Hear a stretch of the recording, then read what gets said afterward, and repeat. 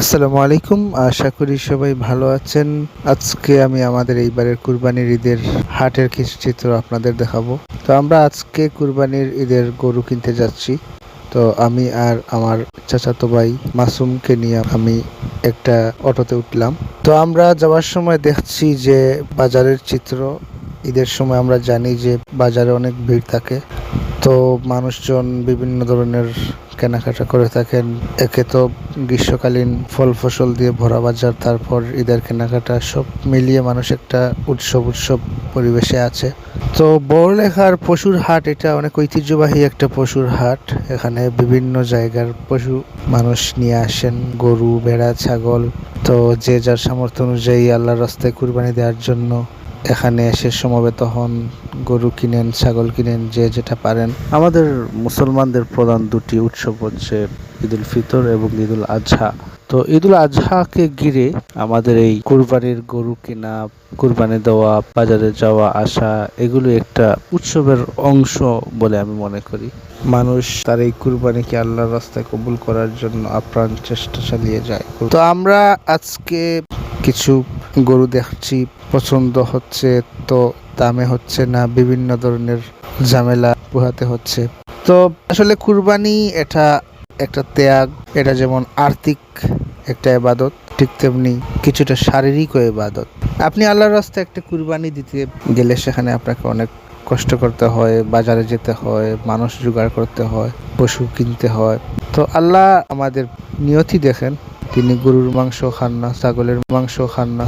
তো আল্লাহ আমাদের অন্তরের দিকে তাকান যে আমরা আল্লাহর রাস্তায় কিছু দিতে পারছি কিনা, আল্লাহর রাস্তায় কুরবানি করতে পারছি কিনা।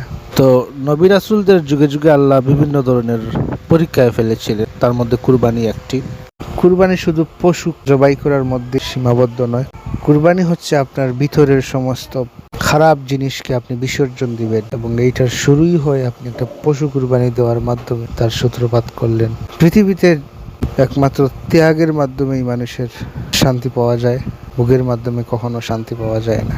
তো আল্লাহ আমাদের এই কুরবানিকে কবুল করুন। তো কুরবানি শুধু একতরফাও হয় না। আমরা মনে করি যে আমরা একটা পশু টাকা দিয়ে কিনে নিয়ে আসলাম আর কুরবানি দিলাম, আসলে বিষয়টা তেমন না। আমার দৃষ্টিতে সবচেয়ে বড় কুরবানি হয় যে এই পশুটাকে লালন পালন করে টাকার জন্য একটা সময় বাজারে এনে বিক্রি করে দেয়। একটা মুরগির বাচ্চা লালন পালন করলেও তো অনেক মায়া হয়ে যায়, যেখানে এত বড় একটা প্রাণী এত বছর থেকে মানুষ নিজের সন্তানের মতো লালন পালন করে একটা সময় বাজারে এনে বিক্রি করে দেয়। তার চেয়ে বড় কুরবানি আর কি হতে পারে? একটা পশুর, একটা গরুর মালিক যখন তার লালিত পালিত একটা পশুকে কুরবানির সময় বাজারে নিয়ে আসে, তার চোখের দিকে তাকিয়ে দেখবেন কেমন জল জল করছে, এই যেন তার অশ্রু বেয়ে পড়ে। কুরবানি কখনো একতরফা হয় না। কুরবানি পশুর মালিকের পক্ষ থেকেও অনেক বড় একটা কুরবানি হয়, কারণ মানুষের প্রতি যেমন মানুষের একটা মায়া থাকে, মায়া জন্মায়, ঠিক তেমনি একটা লালিত পালিত পশুর প্রতিও তার মালিকের দীর্ঘদিনের একটা মায়া জন্মায়।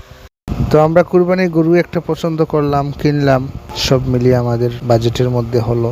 তারপর কুরবানির গরুর মালিককে আমরা টাকা বুঝিয়ে দিলাম, এবং এইটা নিয়ে আসার জন্য একজন মানুষ রেডি করলাম। কিন্তু সমস্যা হলো, এটা নিয়ে আসার সময় দেখি যে এটা নিয়ে আসাই অনেক কষ্ট হয়ে যাচ্ছে, কোনোভাবেই এই গরুটা সামনের দিকে যাচ্ছে না। তো অনেক কষ্টের পর আমরা আস্তে আস্তে হেঁটে হেঁটে বাড়িতে নিয়ে আসলাম। তো কুরবানি আল্লাহ আমাদের কবুল করুন। সামনে আরো বড় ধরনের কুরবানি দেওয়ার সামর্থ্য, মন মানসিকতা সবকিছু আল্লাহ আমাদের দিন, সেই প্রত্যাশায় সবাই ভালো থাকবেন। সবাইকে অগ্রিম ঈদের শুভেচ্ছা। ঈদ মোবারক। আসসালামু আলাইকুম।